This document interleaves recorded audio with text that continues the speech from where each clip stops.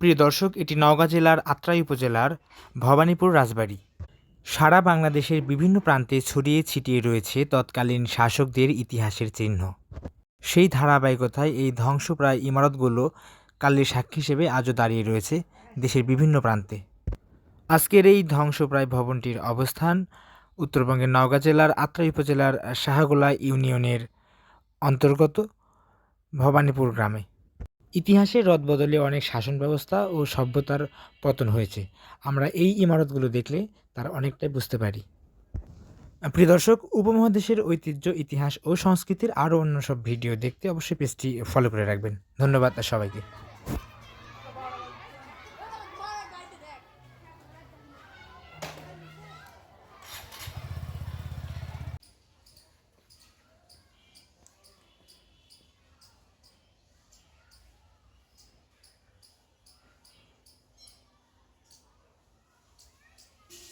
রাজবাড়ি।